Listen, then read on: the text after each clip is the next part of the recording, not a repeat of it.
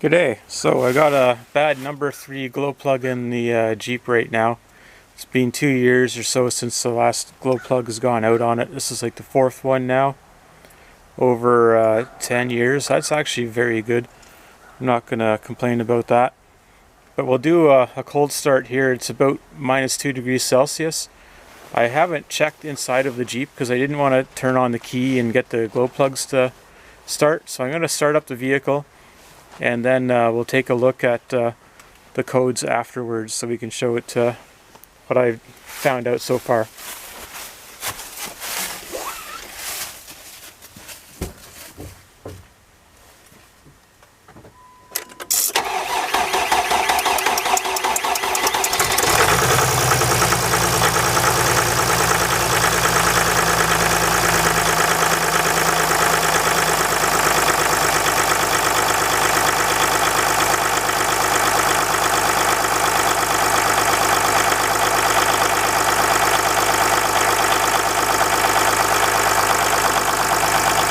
Alright, so you saw there that it was a bit sluggish to start, so normally it idles a bit quicker than that.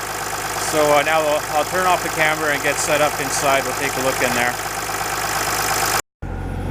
Alright, so it's a bit colder than I thought here in the shade here. It's -7 degrees Celsius.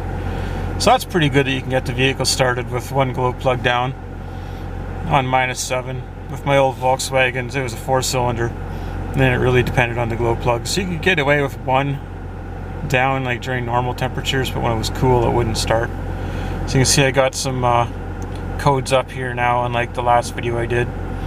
And the tire pressure sensor there, I put on my winter wheels yesterday and they didn't relearn.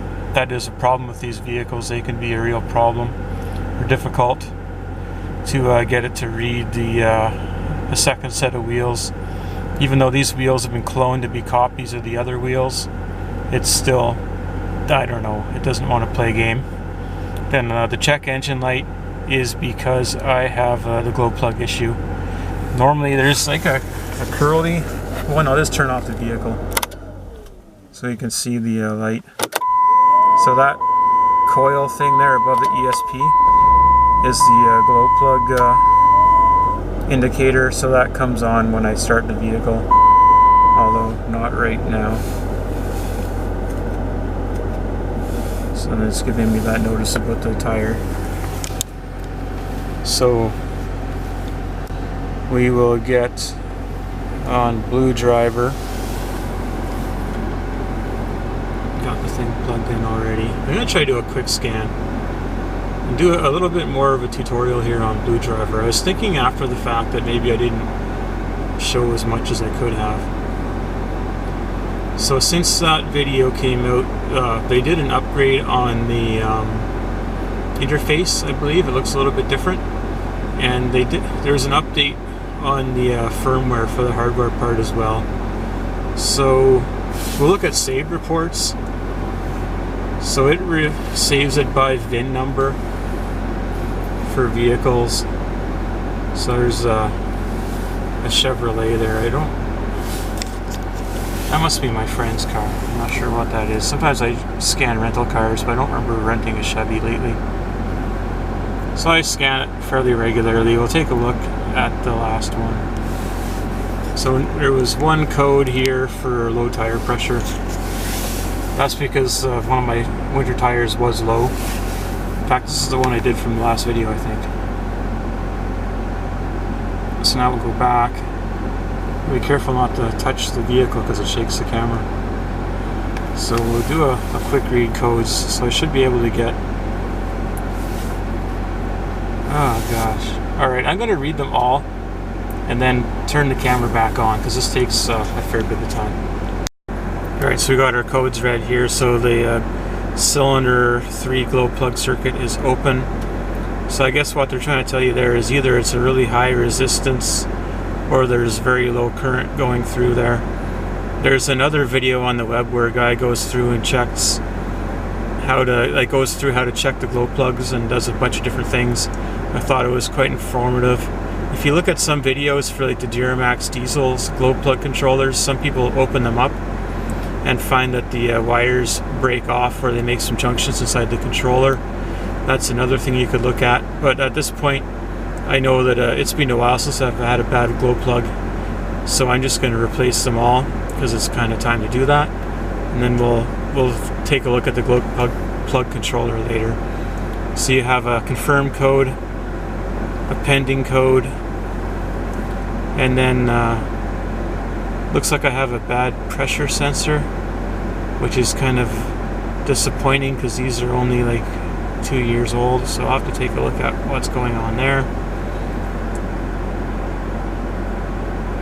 And powertrain, so that code comes up in a couple different locations for some reason. So we're going to go back on here. Now, I'm kind of surprised that it didn't have something similar to this in my memory, because it's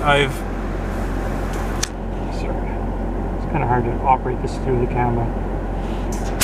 I should have had this. I've never had an issue where it lost saved values before.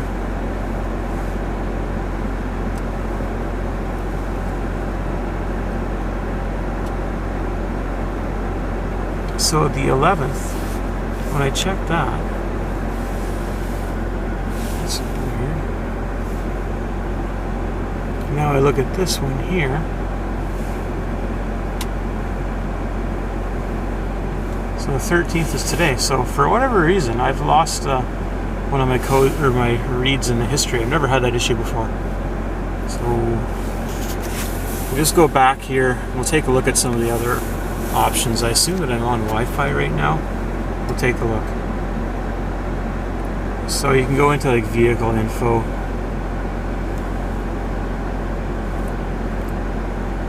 So it thinks it's a Laredo, like I talked about before. It's a North Edition. I don't think it says Laredo on the tailgate, but it's just an upgraded Laredo. It tells you where it's made.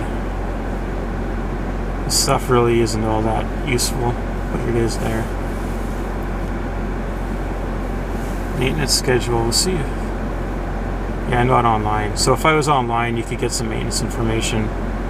And again, with recalls, I read this while I was online, so it's available.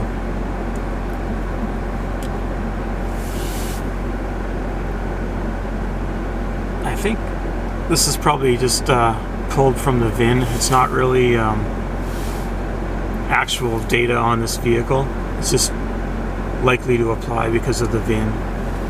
And service bulletins, yeah, so that one's not available.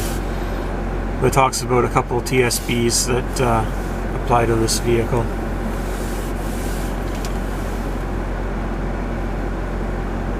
And Mode 6 doesn't work on this vehicle. I don't think I've found a vehicle that Mode 6 worked on yet.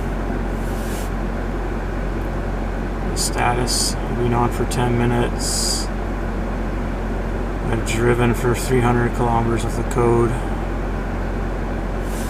So it kind of tells you how long you've gotten between codes. So, yeah. There's that. You can use this as a flashlight if your car is broken down. It helps you with your camera. Smog check. I guess it looks for all of the common things that need to be verified in order to pass a smog check. I think I did the live data before. Outdoor temperature, intake air temperature. This part is similar to torque, but I don't think you can add any PIDs. So that's not completely true. Maybe they limit how many you can have.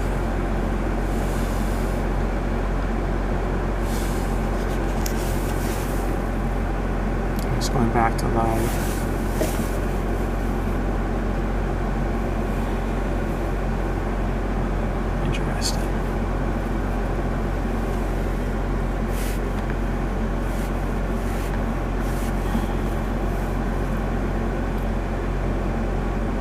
Say we take one of them out. Fuel level, don't really need to have that.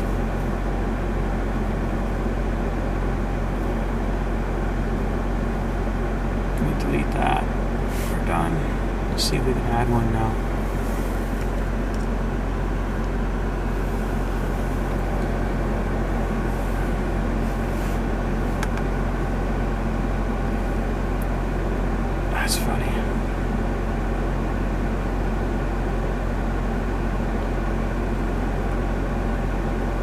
settings.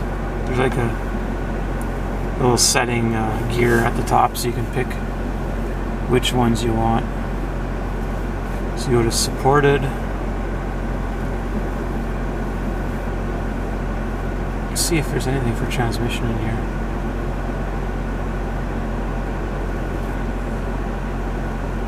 No. I should send them an email and ask them if they could put in the transmission temperature, because that would be a good one for sure. I've talked to them before by email, and they seem like they're a pretty responsive company. They shared some ideas back and forth about their products in the past, and it seemed like they're genuinely interested in talking to people. So he said they're pretty good people to work with. So I guess that's going to be the end of this video. So thank you for watching, and have a good day. Alright, we'll take another minute here before we finish off the video. So this is what happens when you put on wider wheels than normal and have 1.5-inch spacers. So in the winter, all of the ice comes out of your wheel wells. This is like the perfect weather to happen. It doesn't always do this all winter. Usually it just flings up and hits your door handles. This time, kind of stuck onto everything. That's usually what you see, just the dirty door handles in the winter. But if it's close to freezing and it's snowpack roads, this is what you get. Icy fender flares.